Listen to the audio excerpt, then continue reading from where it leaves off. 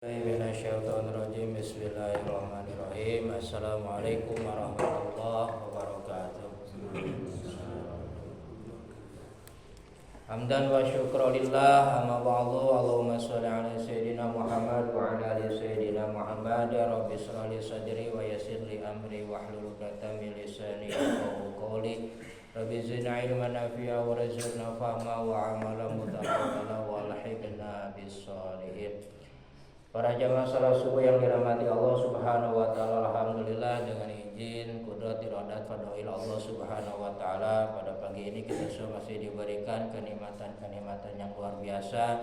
Di antaranya yaitu nikmat sehat walafiat, kedua yaitu nikmat yaitu menitipkannya hidayah kepada kita semua, sehingga kita semua masih bisa beramal kebajikan, menyempatkan waktu di tengah-tengah kesibukan untuk mencari ridha Allah. Mudah-mudahan amalia-amalia yang senantiasa kita amalkan benar-benar mendapatkan keridhoannya, rahmat dan maghfirah dari Allah Subhanahu wa taala. Amin.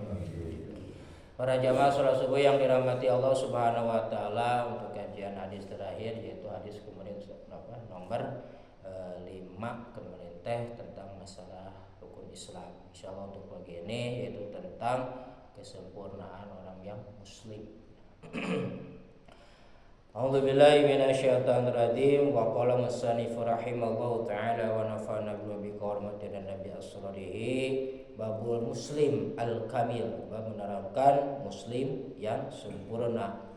Kemudian wal hubbu wal baghdhu fillah minal iman, yaitu ketika kita cinta kepada seseorang dan ketika kita benci pada seseorang atau apapun harus fillah karena Allah Subhanahu wa taala. Kalau kita cinta benci karena Allah, itu pun masih minal iman, sebagian dari kita iman kepada Allah Subhanahu wa taala. Jadi kalau kita cinta kepada istri kita jangan karena nafsu saja, karena kalau karena nafsu biasanya apa? Ya namanya kecantikan semuanya apa? Ada umurnya, ada waktunya.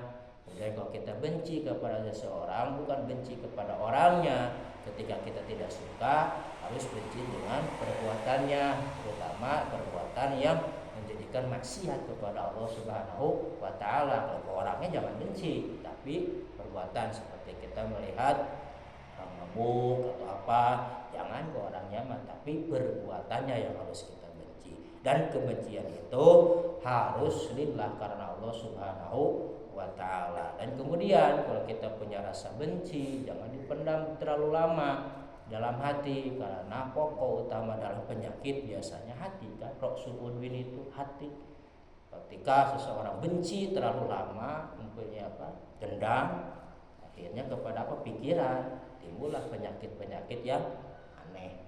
Jadi diri kita sendiri sebetulnya ya kalau datang penyakit. Hadis nomor 6. An Abdillah bin Umar, yaitu Abdullah bin diterima oleh Abdullah bin Amr radhiyallahu anhuma. Anin Nabi sallallahu alaihi wasallam, diterima oleh Nabi sallallahu alaihi wasallam, qala, Rasul bersabda, al muslimu, kalau orang yang muslim itu terutama yang sempurna, di antaranya apa? Man, orang salima, yang selamat. Siapa? Muslimu, itu orang-orang muslim itu min lisanihi, di antaranya orang muslim itu yaitu bisa selamat dari lisannya, bisa menjaga lisannya. Kemudian wayadihi, dan tangannya. Wal muhajiru, dan orang-orang yang hijrah itu man, orang hajaro yang hijrah, manahallahu anhu, itu orang yang hijrah sebenarnya itu diantaranya apa? Orang yang bisa menjauhi apapun yang dilarang oleh Allah Subhanahu wa taala. Di dalam hadis dikatakan jadi diantaranya orang yang muslim yang sempurna itu diantaranya yaitu apa? Orang yang bisa menjaga lisannya. Kenapa yang pertama harus dijaga lisannya? Karena disitulah sumber biasanya orang menjadi selamat, sumber orang menjadi celaka. Maka ada hadis yang lain mengatakan kata baginda Rasul, salamatul lisan fi hifdzil lisan, selamatnya manusia itu tergantung lisan. Benar, karena lisan itu dilukai oleh pisau masih ada obat, tapi kalau dilukai oleh lisan menyakiti hati orang lain itu bisa susah untuk mencari obatnya gitu ya, biasanya suka berat. Dan orang yang bisa menjaga lisan, Allah Subhanahu wa taala pun memberikan memberikan hadiah, di antaranya yaitu surah Al-Ahzab ayat 70 sampai 71 itu firman Allah Subhanahu wa taala, billahi minasyaitonir rajim, kata Allah, ya ayyuhalladzina amanu taqullaha wa qulu qaulan sadida. Hei orang-orang yang beriman, ittaqullaha, kalian harus bertakwa kepada Allah. Di antaranya nama yang bertakwa kepada Allah Subhanahu wa taala itu di antaranya qaulan sadida, berkatalah kata dengan yang baik, jangan sampai kata-kata yang menyakitkan orang lain. Orang yang bisa menjaga lisannya, kata Allah dalam ayat itu, yuslih lakum, Allah akan membereskan amalnya. Yuslih lakum a'malakum, Allah akan membereskan amalnya. Artinya apa? Orang yang bisa menjaga lisan, dia pun akan mulai dari berpikiran, beramalnya ingin beramal kebaikan. Kalau dia bisa benar-benar menjaga lisannya, dari pikirannya, kemudian hatinya, setiap gerakan-gerakannya dia pasti akan beramal kebaikan. Kenapa? Ya tadi, karena setiap gerakannya diiringi oleh Allah Subhanahu wa taala. Kemudian syariatnya, karena dia benar-benar bisa menjaga lisannya. Kemudian bonusnya orang yang bisa menjaga lisannya, wa yaghfir lakum, Allah pun akan memberikan ampunan, terutama oleh dosa-dosa dia yang dia tidak ketahui atas dia telah lakukan, Allah pun akan mengampuninya. Wa may yuti'illahu wa rasulahu faqad faza fawzan 'azima, dan barang siapa orang yang mengikuti aturan Allah dan Rasulnya, maka dia benar orang yang yang menang, dan fawzan 'azima, dia yang benar-benar mendapatkan kemenangan yang besar, yaitu di antaranya itu orang yang benar-benar bisa menjaga lisannya. Kemudian wayadihi, di samping lisan, sumber utama keselamatan manusia itu bisa menjaga tangannya, karena akan terjadi perkelahian, terjadinya mencuri. Biasanya jarang mencuri pakai kaki ya. Gak tahu kalau mulut pasti bisa lah, tapi sumbernya mungkin pasti tangan, seperti terjadinya korupsi. Maka jagalah tangan-tangan kita dari perbuatan maksiat. Itulah diantaranya orang yang muslim sempurna. Kemudian wal muhajiru, orang yang sudah hijrah, man hajaro manahallahu anhu, diantaranya orang yang menjauhi larangan Allah Subhanahu wa taala. Itulah orang yang benar-benar hijrah, atau orang yang benar-benar mendekati, atau orang yang muslim kamil, orang yang benar-benar muslim, mempunyai muslim kesempurnaan. Satu lagi, bahwa minal Islam, kemudian bab bagian dari muslim tersebut, yaitu muslim yang sempurna itu it'amu ta'am, di antaranya orang yang senantiasa memberi makanan, dermawan. Kemudian wahabbu li akhihi, dan orang yang mencintai kepada saudaranya. Itu pun masih minal iman, sebagian dari keimanan kita kepada Allah Subhanahu wa taala. Hadisnya nomor 7, wa anhu, masih diterimanya oleh Abdullah bin Amr aidan radhiyallahu anhu, anna rajulan, sesungguhnya ada seorang lelaki, salah bertanya an Nabi sallallahu alaihi wasallam, kepada baginda Rasulullah SAW, yang mana si rajul tersebut berkata, ayul Islam khair, apakah Islam yang lebih baik itu ya Rasul? Qala, Rasul pun menjawab, tut'imu, di antaranya orang yang suka memberi makanan, atau ama itu kepada makanan. Kemudian yang kedua, wa taqra'us salam ala man arafta wa man lam ta'rif, orang yang senantiasa mengucapkan salam, assalamualaikum, kepada orang yang dia kenal dan kepada orang yang dia tidak Anak selalu menebarkan salam. Tadi yang pertamanya diantaranya, kemudian masih orang muslim yang sempurna itu orang yang senantiasa memberi makanan ya, terutama memberi bukan makanan saja, memberi apa yang dia butuh ya. Dan ketika memberi itu kalau bisa apapun yang kita sukai, jangan sisa gitu ya. Dan dalam bahasa memberi atau sedekah itu adalah dakwah yang paling jitu, apalagi zaman sekarang ya, ekonomi sulit. Beda dengan lisan, saya berbicara gini, kadang-kadang kan orang ada yang menerima, ada yang tidak. Tapi kalau kita berdakwah dengan harta, mengajak dalam kebaikan, itu biasanya paling jitu gitu ya. Maka diantaranya orang yang muslim sempurna itu memberikan sembako atau apa itu orang yang bisa memberi makanan atau memberi yang dia butuhkan, termasuk orang yang dermawan. Beda dengan sebaliknya, kalau orang yang pelit tapi harta banyak, orang yang kopet, diantaranya termasuk sifat orang yang celaka. Sebagaimana Rasulullah bersabda dalam hadis lain, kata baginda Rasul, wa amal muhlikatu, diantaranya ada tanda 3 sifat yang bisa merusak seseorang, diantaranya pasyuhun syadidun, orang yang diberi rezeki oleh Allah lebih tapi dia kopet, pelit ya, diberi rezeki. Dan orang yang pelit pun akan dijauhi. Beda dengan orang yang dermawan. Orang yang dermawan pasti didekati kan, tapi orang yang pelit sebaliknya dijauhi orang-orang. Pertama dijauhi oleh makhluk Allah, kedua udah jelas akan dijauhi oleh siapa? Allah Subhanahu wa ta'ala. Kedua yaitu sifat yang akan merusak seseorang itu hawa tabaun, hawa nafsu yang selalu diikuti, hawa nafsu yang dijadikan Tuhan. Nafsu aja yang diikutinya. Maka celakalah orang yang mengikuti hawa nafsu. Yang terakhir diantaranya sifat yang bisa merusak seseorang itu wa ijabul mar'i bi nafsih, orang yang bisa orang yang selalu merasa bangga dengan dirinya, yaitu orang yang punya sifat ujub. Kemudian tadi yang keduanya menebarkan salam atau assalamualaikum baik kepada orang yang dia kenal atau orang yang dia tidak kenal. Bagaimana kepada non muslim? Kalau kepada non muslim jangan ya. Diantaranya kan Rasul pun pernah melarang, terutama dalam hadis nomor 578-9 yang kata baginda Rasul, la tabda'ul yahuda wan nasara bisalam, kalian jangan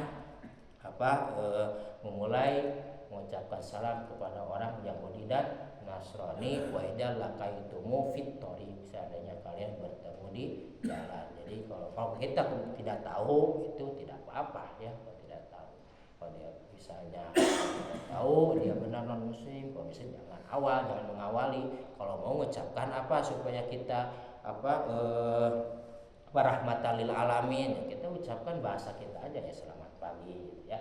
Assalamualaikum, karena assalamualaikum adalah doa keselamatan, itu pun agak berat, itu termasuk minal iman atau sedekah daripada halo bro, ya lebih baik assalamualaikum gitu kan. Dia pun menjawab kembali kepada kita, keselamatan untuk kalian, dan dia pun biasanya menjawab waalaikumsalam. Ada juga orang itu bukan malu karena dia takut dosa tidak menjawab, akhirnya tidak mengucapkan salam, suka ada gitu. Sedangkan yang wajibnya itu menjawab. Kalau menebarkan salam hukumnya sunat. Itulah diantaranya yaitu muslim yang sempurna. Nah, ada pertanyaan? Mas, ada? Dalam acara-acara sekarang pemerintah itu banyak sekali itu salamnya, itu gimana itu? Ya diantaranya itu dia biar atau karena kan di negara kita beraneka agama gitu, makanya pemerintah menyesuaikan itu ya, tidak apa-apa karena dia menyesuaikan. Audiensnya juga ikut, kalau salam atau segala macam ya dijawab juga. Kalau kita sebagai muslim jangan menjawab gitu ya, paling kita yang menjawabnya waalaikumsalamnya gitu. Kalau pemerintah mungkin menyesuaikan dengan keadaan gitu ya, tidak jauh beda kemarin seperti masalah zakat digantikan dengan uang, itu kan menyesuaikan keadaan. Pemerintah pun sama gitu ya, tujuannya yaitu yaitu rahmatan lil alamin, terutama untuk salamnya dia itu pertama untuk muslim. Tapi kita sebagai orang yang muslim sejati di atasnya kesempurnaan, janganlah tidak jauh kita mengucapkan selamat pagi kepada siapa? Non muslim, kadang-kadang kita supaya kita menjadikan akhlak yang baik, terutama ke kafir dimi itu boleh, tapi jangan dengan salam. Ya ucapkan dengan kalimat selain salam. Salam itu keselamatan. Ya seperti bahasa kita mah apa? Ya selamat pagi. Terus tadi apa? Sholot, salum, nah seperti gitu, sama dengan selamat pagi, seperti gitu, nggak apa-apa. Salam kebajikan. Oh salam ya. Sebetulnya salam juga menurutnya, beda bahasa Jawa jadi salam menurutnya. Bukan Jawa. Bahasa.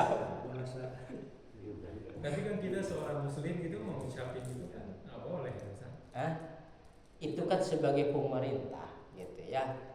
Itu kan biasanya itu menyesuaikan ya, namanya Kalau kan menyesuaikannya harus ada tempatnya, maksudnya menyesuaikan itu sesuatu yang disyariatkan gitu. Ya. Menyesuaikan sesuatu yang tidak boleh kita kalau ya itu intinya kembali kepada diri kita ya. Kalau kita bisa pengen muslim sejati ya ya udah jangan diucapkan. Kalau kata saya itu bahasa itu hampir sama ketika kita menebarkan kebaikan kepada kafir dini. Ya seperti mengucapkan selamat pagi gitu ya. Kan kita kan kadang karena MUI Jawa Timur itu melarang gitu. Kalau MUI melarang ya, mau ngucapin apa ya seperti Om Santi Om gitu. Melarang cukup kalau orang muslim itu mengucapkan salam, assalamualaikum warahmatullahi wabarakatuh. Ya kalau saya sebagai MUI sudah mengharapkan gitu. Tapi tidak tahu itu artinya apa sama kan. Bagaimana gitu. Kalau untuk niat menebarkan kebaikan dengan bahasa ya Tuhan mereka itu untuk keselamatan mereka. Juga kurang tahu sih di mananya gitu ya. Nah intinya kalau tadi itu ya kembali kalau kita menjadi muslim salamil, muslim yang sempurna yaitu nggak usah diucapkan. Tadi ada hadisnya, terutama dalam hadis apa? Muslim nomor berapa? 5789. La tabda'ul yahuda walan nasara bis salam. Itu kan dalilnya. Itu kembali kepada diri kita gitu. Ya mungkin saja kan saya cuma perkiraan gitu ya, melihat pemerintah supaya dia itu kelihatan adil. Biar kelihatan adil maka dia pun memberikan ya kepada agama lain gitu. Memang ada yang apresiasi gitu ketika Prabowo salam. Iya, supaya adil. Negara itu dari yang termasuk Israel gitu.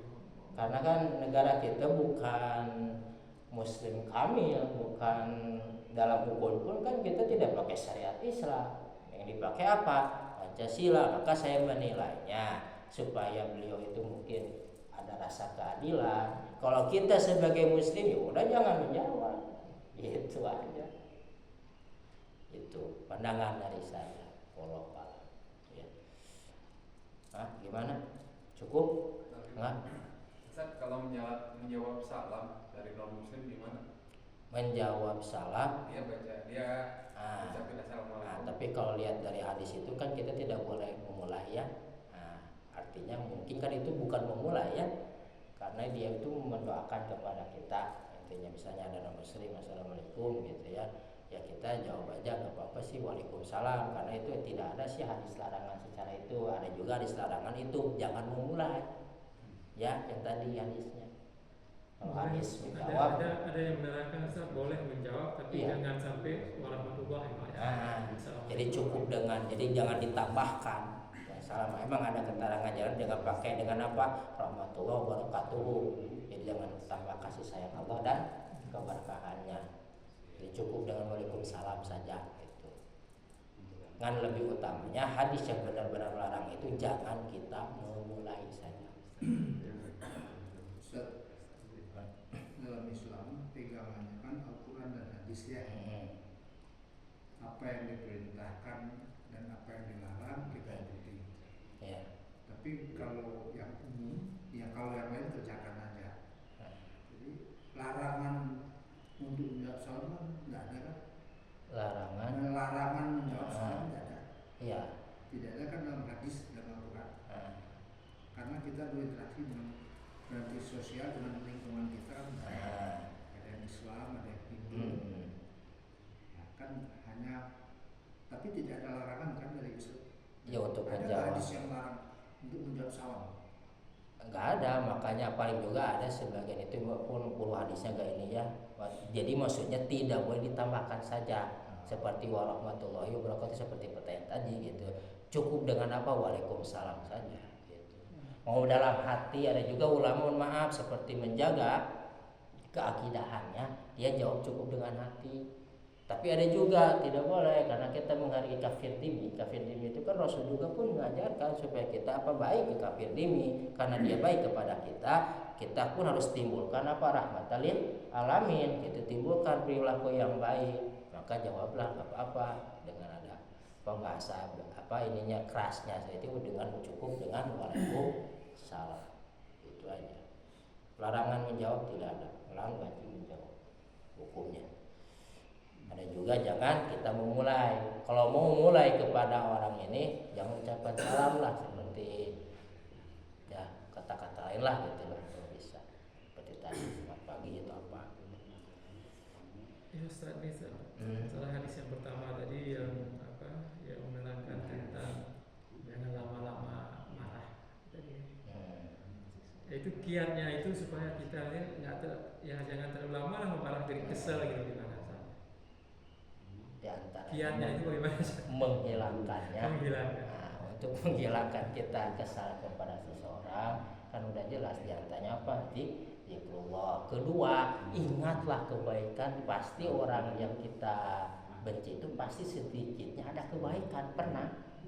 Ya, biasanya ketika kita benci pada seseorang jangan dilihat keburukannya, lihatlah kebaikan. Kalau terus yang diingat keburukannya akan terus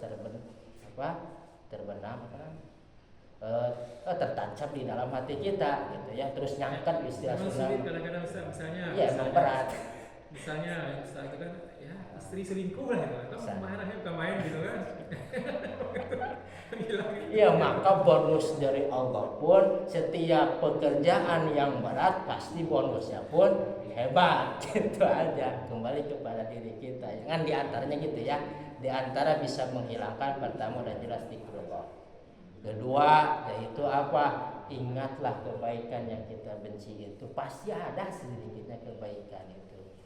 Ya ketiganya mah mau goes nggak apa-apa mas ya. Ya tidak stres goes ya mas lah. Ya maksudnya aktivitas lain gitu ya. Supaya kita tidak terfokus kepada hal tersebut aja. Gitu. Insya Allah biar sedikitnya gitu. Mengingat kebaikannya gitu. Saya juga sama merasakan kalau tidak pernah sama saya juga manusiawi ya karena dalam Quran pun ada bahwa manusia itu mempunyai sifat adu ya antaranya itu ya punya kecewaan atau apa manusiawi mas. Nah, kalau masalah itu zaman Rasul pernah terjadi ketika Hamzah dibunuh sama Wahsy itu kan Nabi benci iya. sama Wahsy itu. Wahsy masuk Islam, sudah masuk Islam pun Nabi nggak mau lihat wajahnya. Jadi artinya kekecewaan itu panjang juga dalam diri Nabi. Iya. Jadi cuma memaafkan mah sudah, tapi nggak mau ketemu orang ya. Kalau ketemu tuh suka ingat peristiwa itu gitu. Ya. Nah itu pun bisa dicontoh mas, seperti itu tidak kalau apa-apa. saya istri selingkuh berarti udah nggak jangan lihat lagi banyak istri. Cari lagi. Kan banyak solusinya ya. Itulah. Nikah lagi akan sembuh kan. Tapi kalau kata-kata mas ya, kalau kata-kata misalnya kita ada yang menyakitkan kepada diri kita, sebetulnya itu memberikan motivasi. Kalau kata-kata, tapi kalau yang perilaku ya tadi tuh tinggal pilihan mas saja ya, kawin lagi kayak gitu. Supaya tidak melihat mukanya, dalilnya mungkin yang tadi kayak Ustaz Khalid ya. Kalau misalnya buka di foto ini bisa disobek aja tapi kembali kepada diri mas kan itu bisa menjadi pilihan dan diaturkan oleh fikih juga boleh ya ceraikan itu cukup mas ya alhamdulillah mudah-mudahan kaji pada pagi ini menjadikan ilmu yang bermanfaat terutama menjadikan syafaat pertolongan kelak di hadapan Allah Subhanahu wa taala amin ya Allah ya rabbal alamin. Mangga tutup doa kiblatul majelis subhanakallahumma wa bihamdik asyhadu an la ilaha illa anta astaghfiruka wa atubu ilaik. Wassalamualaikum warahmatullahi wabarakatuh.